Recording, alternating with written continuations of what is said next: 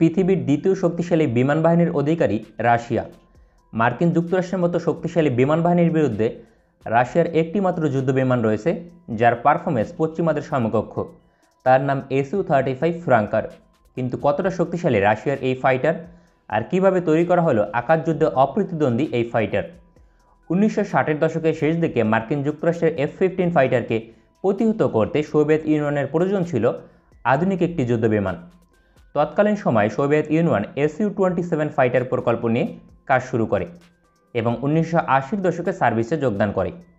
ওই সময় মার্কিন যুক্তরাষ্ট্রের F-15 ফাইটার কখনোই Su-27-এর সঙ্গে পেরে উঠত না, কিন্তু ক্রমাগতভাবে মার্কিন শক্তিশালী অর্থনীতিকে কাজে লাগিয়ে F-15 ফাইটারকে আপগ্রেড করা হয়, যার ফলে Su-27কে বিট করতে সক্ষম হয় মার্কিন যুক্তরাষ্ট্র। পরবর্তীতে 1988 সালে সোভিয়েত ইউনিয়ন Su-27 ফাইটারকে বড় ধরনের আপগ্রেড করার সিদ্ধান্ত নেয় এবং নতুন প্রকল্প গ্রহণ করে, যার নাম Su-27M। 1991 সালে অর্থনৈতিক বিপর্যয়ের মুখে সোভিয়েত ইউনিয়নের পতন হয় এবং সব ধরনের বড় সামরিক প্রকল্প বাতিল হয়ে যায় এবং সোভিয়েত ইউনিয়নের বেশিরভাগ সামরিক প্রকল্পের উত্তরসূরি হয় রাশিয়া। সোভিয়েত ইউনিয়নের পতনের পর রাশিয়ার অর্থনৈতিক অবস্থা শক্তিশালী ছিল না, কিন্তু ইউরোপীয় দেশগুলো 2000 সালের পরবর্তী সময় ইউরোফাইটার টাইফুন এবং ড্যাসাল্ট রাফালের মতো আধুনিক বিমান প্রকল্প গ্রহণ করে এবং রাশিয়া বাধ্য হয়ে Su-27M প্রকল্প পুনরায় চালু করে, তবে নাম পরিবর্তন করে রাখা হয় Su-35। রাশিয়ার বৃহত্তম বিমান উৎপাদনকারী প্রতিষ্ঠান সুখোই কর্পোরেশনকে দায়িত্ব দেওয়া হয় Su-35 ফাইটারকে তৈরির জন্য। বিভিন্ন সমস্যা কাটিয়ে 2008 সালের 19শে ফেব্রুয়ারি প্রথম ফ্লাই করে Su-35 ফাইটার। পরবর্তীতে রিসার্চ অ্যান্ড ডেভেলপমেন্ট শেষে 2014 সালে রাশিয়ান বিমান বাহিনীতে অন্তর্ভুক্ত হয় Su-35 ফ্রাঙ্কার। রাশিয়ার এই বিখ্যাত ফাইটার সম্পর্কে গুরুত্বপূর্ণ তথ্য: বিমানটি পরিচালনায় একজন পাইলটের প্রয়োজন হয়। বিমানটি লম্বায় 22 মিটার এবং উচ্চতায় 6 মিটার। যুদ্ধবিমানের খালি অবস্থায় ওজন 19,000 কেজি এবং সর্বোচ্চ take off weight 34,500 kg. Engine হিসেবে ম্যাসিভ পাওয়ারফুল দুইটি AL-41 ইঞ্জিন ব্যবহার হয়, যার প্রতিটি ইঞ্জিনের ড্রাই থার্স্ট 86.3 কিলো নিউটন। সর্বোচ্চ গতি ঘন্টায় 24 কিলোমিটার বা ম্যাক 2.2, তবে উচ্চতা ভেদে গতি কম বেশি হতে পারে। পৃথিবীর হাতে গোনা কয়েকটি যুদ্ধবিমান সুপার ক্রুজ করতে সক্ষম, তার মাঝে Su-35 একটি, কেননা ম্যাক 1.1 গতিতে সুপার ক্রুজ করতে সক্ষম Su-35। Su-35 যুদ্ধবিমানের combat range 1600 kilometre এবং ferry range 4500 kilometre. Service ceiling 18,000 metre, অর্থাৎ সর্বোচ্চ 59,000 ফিট উচ্চতায় উড্ডয়ন করতে সক্ষম। উপরিক্ত বিবরণ অনুযায়ী Su-35 আকৃতির দিক থেকে বড় ধরনের একটি যুদ্ধবিমান, তবে এর রাডার ক্রস সেকশন তুলনামূলক কম, মাত্র 3 স্কয়ার মিটার। রাশিয়ার সমরাস্ত্রের সবচেয়ে গুরুত্বপূর্ণ দিক হচ্ছে ফায়ার পাওয়ার ব্যাপক শক্তিশালী হয়। Su-35 তার ব্যতিক্রম নয়। বিভিন্ন ধরনের মিসাইল এবং বোমা বহনের জন্য রয়েছে 12টি হার্ড পয়েন্ট, যেখানে 8,000 কেজি অস্ত্র বহন করতে সক্ষম। আকাশ যুদ্ধের জন্য 6 ধরনের এয়ার টু এয়ার মিসাইল বহন করে, তার মাঝে সবচেয়ে উল্লেখযোগ্য হচ্ছে R-77 BBR মিসাইল। এই ক্ষেপণাস্ত্রের সর্বশেষ সংস্করণের রেঞ্জ 190 কিলোমিটার পর্যন্ত। প্রতিপক্ষের বিরুদ্ধে ডিপ স্ট্রাইক মিশনের জন্য ব্যবহার হয় Kalibr air launch cruise missile, যার রেঞ্জ 300 কিলোমিটার। এছাড়াও বিভিন্ন ধরনের শর্ট রেঞ্জ এবং medium range air launch cruise missile ব্যবহার হয়, যার রেঞ্জ 40 থেকে 150 কিলোমিটার পর্যন্ত। প্রতিপক্ষের যুদ্ধজাহাজ ধ্বংসের জন্য Su-35 আদর্শ ফাইটার, কেননা 6 ধরনের অ্যান্টিশিপ মিসাইল অপারেট করে। বিভিন্ন সংস্করণের মাঝে KS-59 অ্যান্টিশিপ মিসাইলের রেঞ্জ 550 কিলোমিটার। গ্রাউন্ড স্ট্রাইকের জন্য রয়েছে বিভিন্ন ধরনের গাইডেড এবং নন গাইডেড বোমা।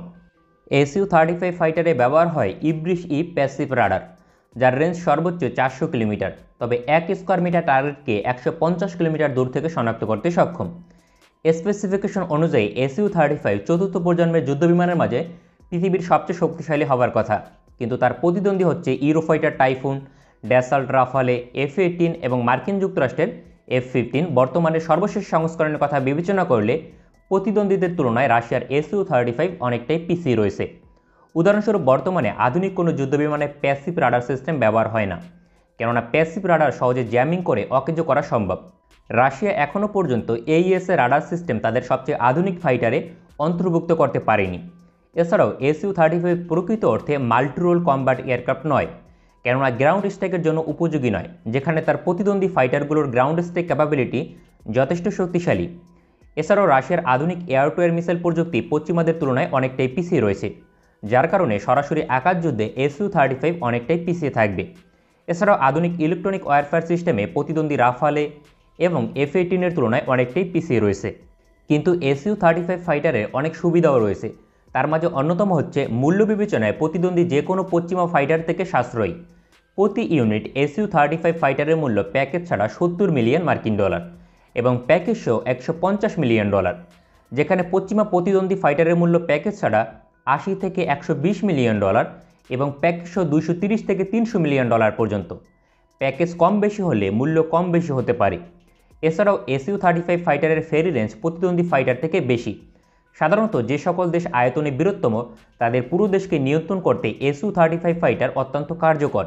এছাড়াও রেঞ্জ বেশি হবার কারণে এবং আধুনিক অ্যান্টিশিপ মিসাইল বহন করার কারণে ভূমি থেকে মেরিটাইম স্ট্রাইক পরিচালনায় পারদর্শী হবে। উদাহরণস্বরূপ ইন্দোনেশিয়া, অস্ট্রেলিয়া, রাশিয়া, ভারত এবং ব্রাজিলের মতো দেশের জন্য Su-35 আদর্শ বিকল্প হতে পারে। প্রতি ঘন্টায় Su-35 ফাইটার উড্ডয়নের জন্য 20 থেকে 30 হাজার মার্কিন ডলার ব্যয় করতে হয়, যা প্রতিদ্বন্দ্বী ফাইটার থেকে অনেকটাই বেশি। তবে সুবিধা হচ্ছে এর বেশিরভাগ অর্থ ব্যয় হয় জ্বালানি বাবদ, অর্থাৎ যে সকল দেশ নিজ দেশে জ্বালানি উৎপাদন করতে সক্ষম তাদের পক্ষে অপারেট করা সহজ। কিন্তু বিভিন্ন সমস্যা কাটিয়ে Su-35 আগামী দিনে প্রতিদ্বন্দ্বী ফাইটারগুলোর সমকক্ষ হতে যাচ্ছে। সাধারণত এভিয়েশন শিল্পে পিছিয়ে যাওয়ার অন্যতম কারণ হচ্ছে রিসার্চ অ্যান্ড ডেভেলপমেন্টের জন্য অর্থ ব্যয় বন্ধ করা, যার কারণে রাশিয়া পশ্চিমা প্রতিদ্বন্দ্বী থেকে পিছিয়ে রয়েছে। তবে সাম্প্রতিক সময়ে রাশিয়া এভিয়েশন শিল্পে এগিয়ে যাওয়ার চেষ্টা করছে এবং রিসার্চ অ্যান্ড ডেভেলপমেন্টে অর্থ ব্যয় শুরু করেছে। সাম্প্রতিক সময়ে রাশিয়া আধুনিক AES রাডার সিস্টেম তৈরির শেষ পর্যায়ে রয়েছে, যা যুক্ত করা হবে Su-35 ফাইটারে। সেক্ষেত্রে আশা করা যায় রাডার সিস্টেমের দিক থেকে প্রতিদ্বন্দ্বী ফাইটারের কাছাকাছি পর্যায়ে চলে যাবে Su-35 এবং আধুনিক এয়ার টু এয়ার মিসাইল তৈরির কাজ শেষ পর্যায়ে রয়েছে। ইতিমধ্যে R-77M সংস্করণের air two air missile test হয়েছে। এটি একটি রামজেট চালিত মিসাইল, যার ফলে অধিক ম্যানুভারিং করতে সক্ষম হবে। ইউরোপীয় মিটিওর মিসাইলের সমকক্ষ মনে করা হচ্ছে আপকামিং R-77 মিসাইলকে। এছাড়াও আধুনিক ইলেকট্রনিক ওয়ারফেয়ার সিস্টেম সহ বিভিন্ন বিষয়ে আপগ্রেড করার পরিকল্পনা রয়েছে রাশিয়ার। তাই ভবিষ্যতে সকল সমস্যা কাটিয়ে Su-35 আধুনিক একটি ফাইটার হবে বলে আশা করা যায়। বর্তমানে রাশিয়ায় প্রায় 100টি Su-35 ফাইটার অপারেট করে।